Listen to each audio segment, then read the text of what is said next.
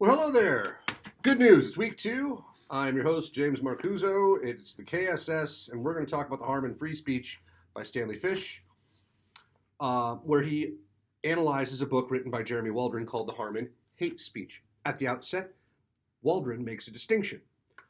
There is offensive speech, what we consider hateful speech, though we don't have any laws, and he says there is no point in trying to legislate that because it's too subjective. And I agree. But he says dignity harms are visible, visual representations of hate. Those he thinks we should be able to do something about. And I'll give you 2 examples that pop into my head. You can maybe think of your own. Swastikas painted on Jewish community centers or synagogues. Burning crosses in a black family's front yard or in front of a black church. These are hateful symbols without any meaningful message behind them, and they come from obvious aspects of our past: the Holocaust, slavery, Jim Crow, bigotry, segregation. Easy for us to understand those things.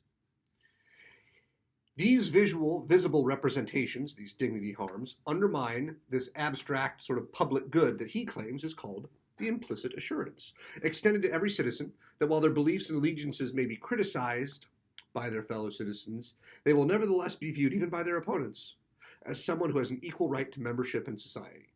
And it's this implicit assurance that these types of dignity harms, these visible representations, seek to damage, to undermine. Okay. Moving on, next page. Interesting discussion here. This is a critique of the American method of discourse relating to free speech. Particularly, he says, a disturbing and older draconian model, which is militantly libertarian, and that reflects a commitment to speech that is almost a sacred activity. And I find this funny because I agree with this claim, but he says it derisively, and I actually think this is true, and I agree with it in a positive way. I am one individual who sees free speech as a nearly sacred thing, because I think that, and I think there is solid evidence, that speech and thought are inextricably linked. And so in order to have free thought, we have to have free speech, because free speech is one of the primary tools that we use to hash out good ideas and bad ideas and to avoid actual physical conflict. So, yeah, I don't think it's a good idea to limit speech. This brings us to the next question, though. When it comes to hateful, offensive words, or even controversial or hateful ideas, and that gets really problematic, because what's a hateful idea, right? Someone's opinion or perspective or policy preference on immigration, for example, someone else might say is racist, xenophobic, or bigoted. It's tough. So the question is, when it comes to these types of questions, who bears the responsibility? Is it the individual, or is it the group or the government? For example, if the government is in charge and there is some bureaucratic pocket of our government that makes laws about what is acceptable and unacceptable speech, that's already a hard pass for me. Hard pass. And I don't know how to get around that. The other side of it is the individual. Each one of us as individuals has to stand up every single day and take it on the chin. And some people have it worse than others. And depending on the country you're from, your identity is going to affect you in different ways, right? And we know that. You have to realize that as a thinking, conscious person. But the problem is, if you remove that responsibility from individuals, if you remove that level of agency, you infantilize adult humans and take away their ability to make decisions and interpret the world for themselves. And this gets real touchy for some people, I understand.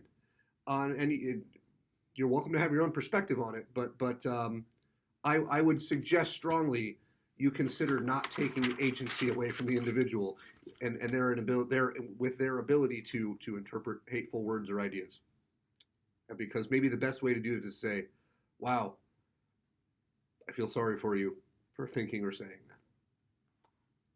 Maybe it's a while before we get there.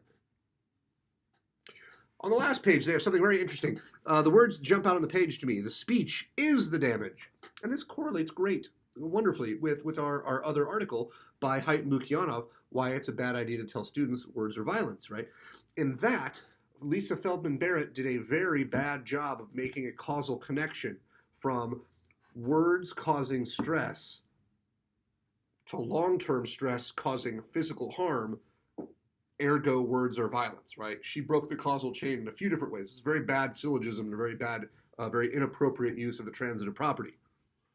They're not even trying to make the solve. They're not even trying to connect the dots.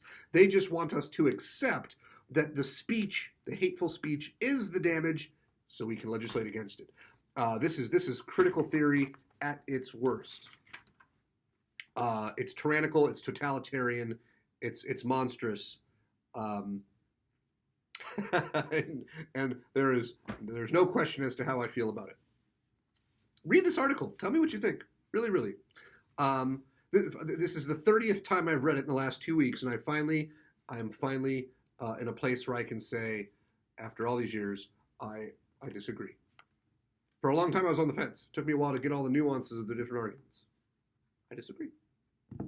Contact me with any questions. Otherwise, we'll be talking again soon. Have a good week.